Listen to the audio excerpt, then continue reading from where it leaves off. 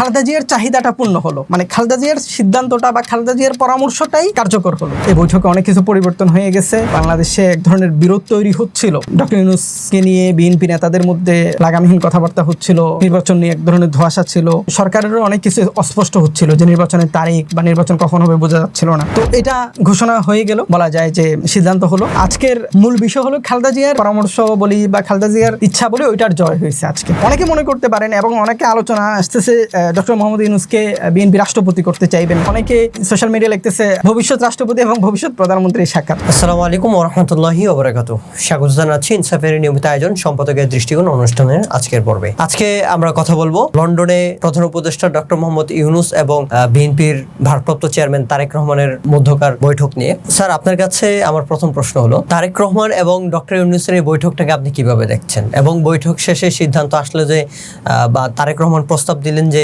রমজানের আগে নির্বাচন করার জন্য, এই বিষয়টাকে আপনি কিভাবে দেখছেন? মাহবুব, ধন্যবাদ। আমাদের প্রধান উপদেষ্টা এবং বিএনপির ভারপ্রাপ্ত চেয়ারম্যান তারেক রহমানের বৈঠক হলো। বৈঠকের মধ্যে খুব গুরুত্বপূর্ণ সিদ্ধান্ত হলো, বিশেষ করে নির্বাচনের বিষয় সিদ্ধান্ত হলো। ফেব্রুয়ারিতে নির্বাচন হচ্ছে। মির্জা ফখরুল ইসলাম আলমগীর ইতিমধ্যে প্রেস কনফারেন্সে বিষয়টা জানাইছে।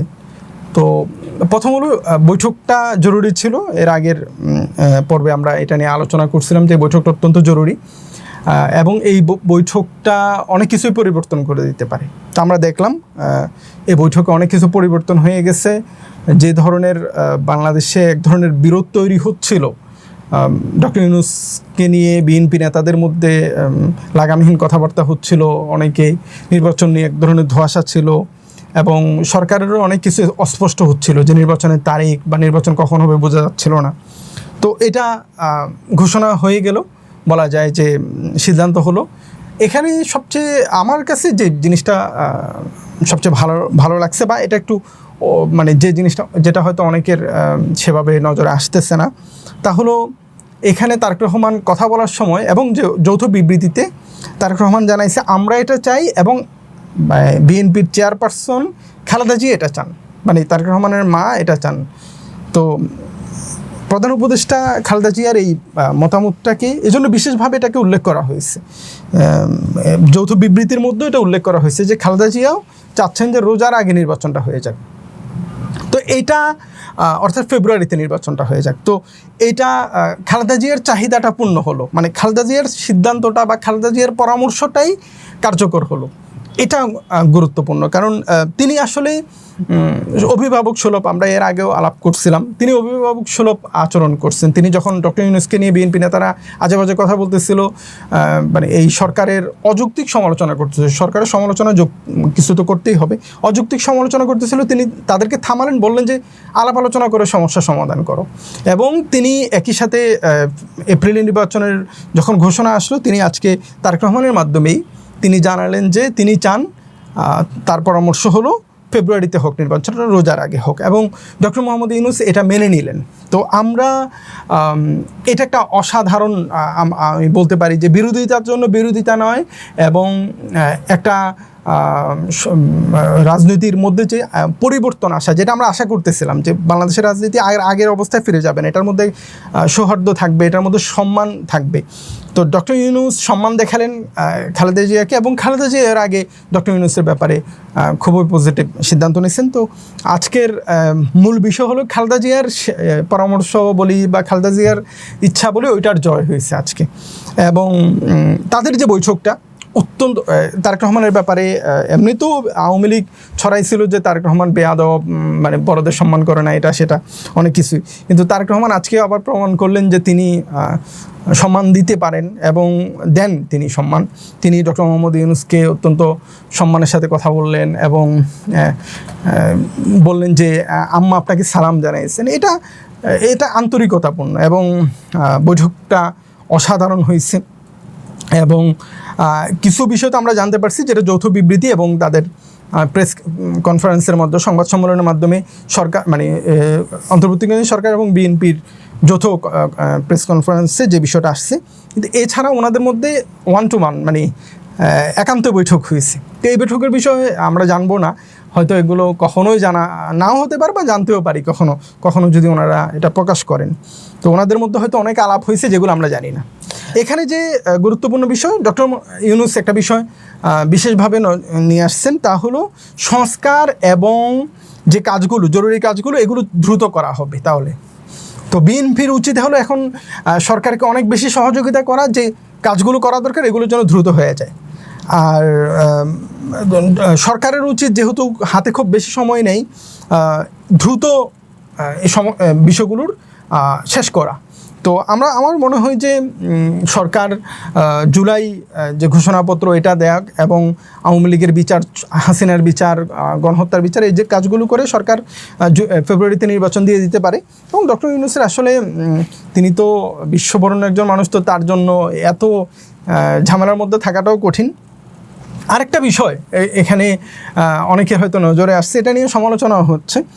ডক্টর ইউনূস আজকে অসাধারণ একটা ওনার জায়গা থেকে উনি একটা সিদ্ধান্ত আজকে ওনার অবস্থানটা দেখাইছেন। উনি যে নিরাপত্তা উপদেষ্টা নিয়ে বিএনপি অনেক আপত্তি করছে, অফিসিয়ালি আপত্তি করছে, লিখিতভাবে আপত্তি করছে, বৈঠকে আপত্তি করছে, সেই নিরাপত্তা উপদেষ্টা খলিল সাহেবকে তিনি বৈঠকের মধ্যে রাখছেন এবং উপদেষ্টাদের মধ্যে তিনি একমাত্র মানে প্রেস সচিব ছাড়া উনি আর কেউই ছিলেন না, খলিল সাহেব এবং প্রেস সচিব ছিলেন। তো পুরো বৈঠকের মধ্যে খলিল সাহেব ছিলেন। তো ইউনূস সাহেব স্পষ্ট একটা বার্তাও দিলেন যে উনি গুরুত্বপূর্ণ এবং তারেক রহমান নিশ্চয়ই পছন্দ করছেন বলেই তো রাখা হয়েছে। এমন তো না যে তারেক রহমানের অপছন্দের একটা লোককে নিয়ে ওখানে বৈঠক করবেন ইউনূস সাহেব। তো আমরা ভালো কিছু আশা করতে পারি এবং ফেব্রুয়ারিতে নির্বাচন হবে। জামাতও বলতেছিল যে ফেব্রুয়ারিতে নির্বাচন হলে ভালো হয়, রোজার আগে নির্বাচন হলে ভালো হয়। সব দিক থেকে বিশ্লেষকরা, যেমন পিনাকি ভট্টাচার্য, পিনাকি দা, উনিও বলতেছিলেন ফেব্রুয়ারি নির্বাচনটা বিএনপির জন্য ভালো হয়। তো আমরা আশা করি যে ভালো কিছু হবে আর আগামীতে দেখা যাবে। আর যারা বিরোধ পাকায় তাদের সতর্ক হয়ে যাওয়া উচিত। আশা করি এই একান্ত বৈঠক থেকে ক্যারিজমেটিক কোনো কিছু আসতে পারে কিনা। না, এটাই তো এই যে অসাধারণ সিদ্ধান্ত আসলো না যে নির্বাচন কখন হবে, এটাই তো সবচেয়ে গুরুত্বপূর্ণ ইস্যু ছিল। এটার সিদ্ধান্ত হয়ে গেছে ফেব্রুয়ারিতে নির্বাচন, মানে বৈঠকটা। আর এছাড়া ওনাদের মধ্যে কি আছে এটা ইঙ্গিত বহন করে, কারণ ওনারা বারবার বলতেছেন যে শুধু সরকারে না, সরকারের মানে এই সময় না, নির্বাচনের পর্যন্ত না, নির্বাচনের পরেও রাষ্ট্র কীভাবে চলবে এগুলো নিয়ে আলাপ হয়েছে। মানে এই কথাটা বারবার বলাতে অনেকে মনে করতে পারেন এবং অনেকে আলোচনা আসতেছে ডক্টর মোহাম্মদ ইউনূসকে বিএনপি রাষ্ট্রপতি করতে চাইবেন, বিএনপি চাইবে ডক্টর মোহাম্মদ ইউনূস যেন রাষ্ট্রপতি হন, এই আলাপটাও হচ্ছে এবং হতেও পারে। অনেকে মানে আজকের সাক্ষাৎটা অনেকে সোশ্যাল মিডিয়া লিখতেছে ভবিষ্যৎ রাষ্ট্রপতি এবং ভবিষ্যৎ প্রধানমন্ত্রীর সাক্ষাৎ, হতেও পারে, অস্বাভাবিক না। এবং হলে সেটা ইউনূস সাহেব যদি এটা গ্রহণ করে বাংলাদেশ রাষ্ট্রের জন্য অনেক উপকার হবে। এবং বিএনপি তো এর আগেও চাইছিল, আমরা যেটুকু জানি যে বিএনপি এর আগেও ডক্টর মোহাম্মদ ইউনূসকে রাষ্ট্রপতি করার ব্যাপারে আগ্রহী ছিল। তো হতে পারে হয়তো অনেক ভালো কিছুই সিদ্ধান্ত আসবে। আজকে দিনটা অত্যন্ত মানে বাংলাদেশের রাজনীতির জন্য গুরুত্বপূর্ণ দিন হয়ে থাকবে। ইউনূস সাহেব এবং তারেক রহমান সাহেবের মধ্যে যে আলোচনা, এটার ভালো ফলাফলটা দেশের মানুষ পাবে। স্যার, ভালো ফলাফল কি শুধু নির্বাচন নাকি এর বাইরে সংস্কারের আলোচনা, আওয়ামী লীগের বিচারের আলোচনা? এই আলাপ তো হয়েছে, মানে শুধু নির্বাচন তো না, বলাই হয়েছে নির্বাচন ফেব্রুয়ারিতে, এর মধ্যে অনেকগুলো কাজ শেষ করতে হবে। তার মানে তো মানে ইউনূস সাহেব তো অবশ্যই উনি বলছেন যে এগুলো তো বলাটাই যৌক্তিক যে আমার এই কাজগুলো শেষ করতে হবে। উনি তো এই কাজের জন্যই আছেন, না হয় উনি তো উল্টো উনি বদনামের ভাগে হয়ে থাকবেন আজীবন। ধন্যবাদ স্যার, এই জায়গা থেকে শেষ করবো ইনশাল্লাহ। এই বিষয়ে আলাপ করার এখন অনেক সময় আছে, ফেব্রুয়ারি পর্যন্ত আমরা দেখতে চাই আসলে এই সরকার কি কি পরিবর্তন আনে বাংলাদেশের রাজনীতিতে, বাংলাদেশের পরিবেশে, বাংলাদেশের সামাজিক বিষয়গুলোতে। ইনশাল্লাহ আমরা আগামীতে নতুন কোনো এক পর্বে এই বিষয়গুলো নিয়ে আবারও আলাপ করব।